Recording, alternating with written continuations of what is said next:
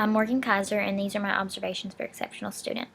For kindergarten, I observed Miss Hayes at Pinewood Elementary.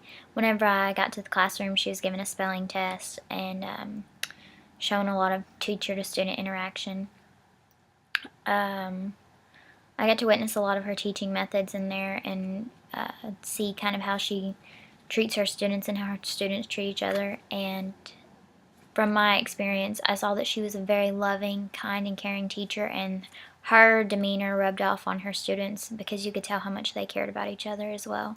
It was a very positive observation, and I think it made me realize that I think I want to do kindergarten, so that was probably my favorite from these few hours. For first grade, I observed Miss Buchan. As soon as I walked into the classroom, I knew that it was going to be a great observation just because the classroom was so inviting and so loving, and Miss Buchan was so sweet, and her students were awesome. They were very well-mannered, and whenever I walked into her class, I got to observe the students doing a group math sheet together on the board, so it was neat to see how they all work together and how they encourage one another and how they're learning the new math that they may or may not be familiar with. It was really neat because Miss Buchan had an email set up with her parents of her students to keep them updated on things that were going on with their students. And one of the little boys, he had been taking the Iowa exam that morning, and he did really well according to his tester because he had an IEP, so he was separated from the rest of his class. And Miss Buchan texted his parents about it, and they text back, and she let him read the message, so it really brightened his day. I really enjoyed her classroom. For my second grade class, I observed Miss Dykes at Pinewood Elementary along with Miss Hayes and Miss Buchan.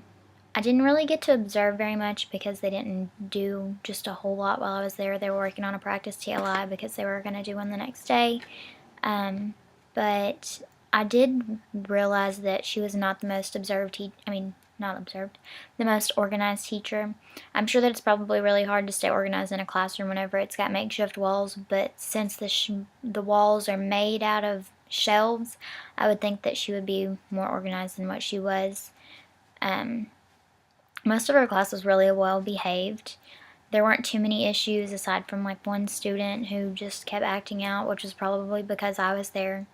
I don't think that I would really like teaching without walls just because I could barely focus while she was giving instruction. And I know students that may have learning disabilities probably wouldn't be able to focus either, especially if I couldn't. For my third and fourth grade, I visited Merle Taylor Elementary in Jacksonville. I observed Miss Brunson for third grade special ed. She had a very cluttered classroom, but she seemed to know where everything was. Her students were very sweet. They were always saying, "Yes, ma'am," "No, ma'am," and very attentive to everything that Miss Brunson had to say. She had great classroom management. They never got out of hand, but they were really quiet students, and she only had a few because they can only have 8 at a time.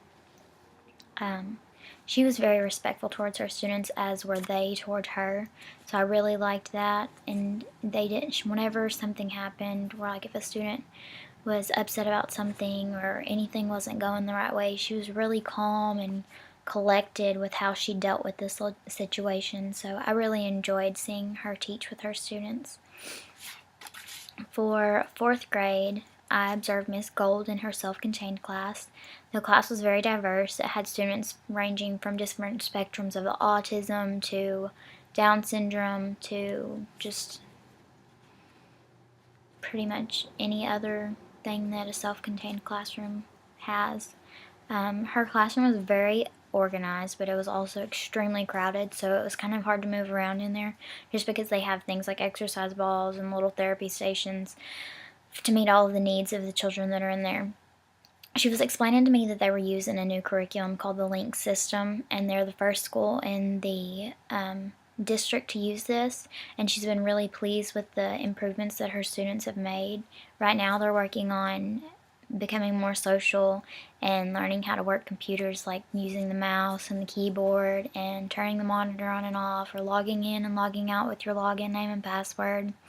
I thought that was really interesting, just showing them the different kinds of independence that they can have. For 5th grade and 6th grade, I went and visited Lone Oak. I saw Miss Stivers for 5th grade special ed at Lone Oak Elementary School. It was an early observation, so I got to see how the children have their entire morning planned out and what they go through, like the basics. They're very independent. She only had about 5 students in there.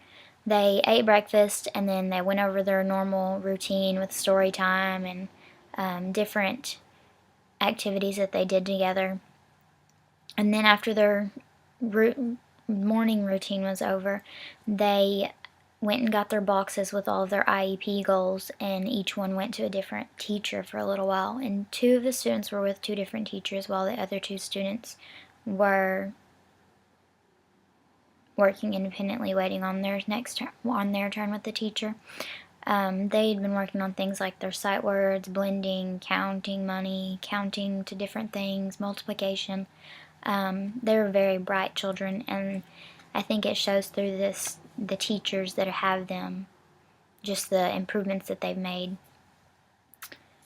For 6th grade, I got to observe Miss Buffalo in her self-contained class. I did this at Lone Oak Middle School because they don't have 5th and 6th together. Miss Buffalo's classroom was really welcoming. She was very sweet as soon as I came in, and was quick to update me on exactly what they were doing and how she how she operated in the classroom, or how she kept up with the goals of each student in her class.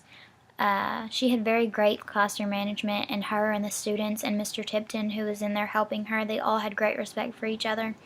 She was organized. She had each subject that they do, the students have an interactive notebook, and she had each of those with each class that she had. She had her inspiration board that had all kinds of neat, sweet quotes on it, and it was just something, like whenever you read something that says you're amazing, or you're smart, you're intelligent, you're beautiful, I feel like that could just lift anybody's spirits up, just because they know that their teacher feels that way about them, so they're gonna feel that way about themselves even after they read that, even if they're having a bad day or something like that.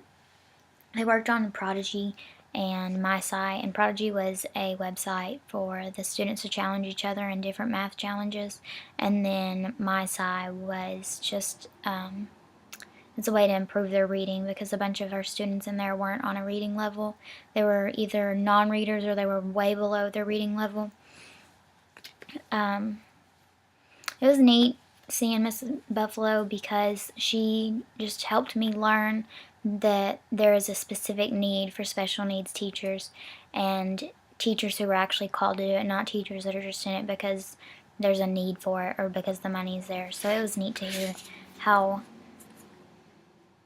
her view on it has changed, because she let me know that she used to teach just regular classes, regular 7th grade English, and now she teaches special ed, and she thinks that that's where she was meant to be all to begin with. For 5th and 6th Gifted and Talented, I was at Lone Oak Elementary School with Miss Wicker.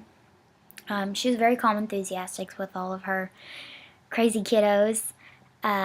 She was very organized and planned out. One of my favorite things about her classroom, she had this huge wall that was right beside the exit door, and in order to leave, you had to get a Post-it and write something on it that you learned, or something awesome that happened that day, and you have to slap it on the wall before you can leave, and it's her slap wall.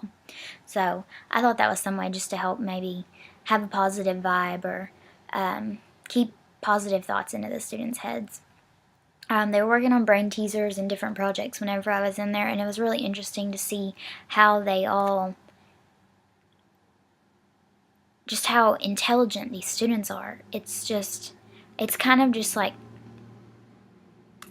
it just kind of makes your brain go, pfft, because, I mean, half of that stuff I wouldn't even be able to think of. It's just crazy awesome to be able to witness stuff like that. On my last observation, I went to an inclusive site, Lone Oak Exceptional School in Lone Oak. I was very pleased with the organization of it, and just the the environment in general. It was an awesome place to observe. I would recommend anybody to visit there, or anybody that has a child that has special needs, that needs that extra attention and that extra love and that extra guidance. I would definitely recommend Lone Oak Exceptional School. They were in the process of reorganizing, so the classroom is a little hectic with organization, I guess. But they had plenty of centers for the children, plenty of toys. They sang super sweet songs together and tried to include me in on them. They reviewed their shapes and their colors and days of the month, days of the week, what year it is, just the basics that a pre-K needs to know. Overall, it was a really great experience because I so enjoyed all those sweet little kiddos. Um,